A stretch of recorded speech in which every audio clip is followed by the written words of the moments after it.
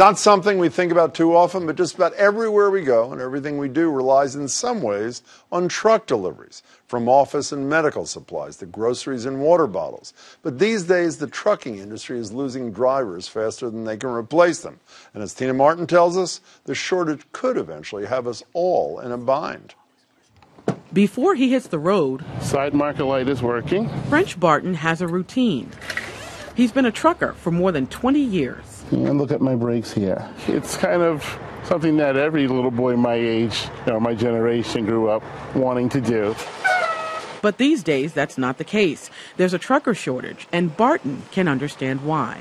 The limited home time, perhaps, or the travel, being away from home for extensive periods of time. The American Trucking Association says in a country where 70% of all goods are moved by truck, drivers are disappearing, and the industry needs to hire 900,000 more to keep the goods flowing. We don't want to go to a store anymore. We want a truck driver to bring it to the front door.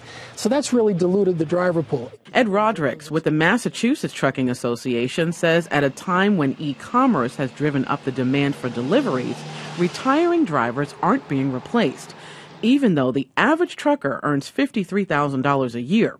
Some truckers make up to $85,000 a year, and you don't need a college degree. We're getting driver trainees right out of driver tractor school and then doing what some people call a finishing school for truck drivers. So a couple of our companies will put an experienced driver in the cab with the brand new graduate from truck driver school for up to a year. The shortage is across the board. With trucks like this, you need training and a commercial driver's license.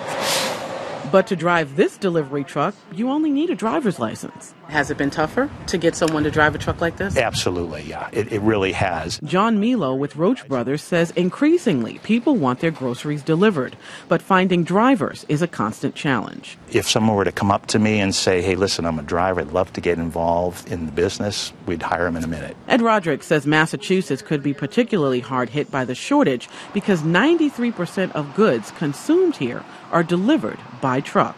It's eventually going to hit the consumer one way or another. Everything you consume got to you by a truck, whether it's cross-country or just local produce.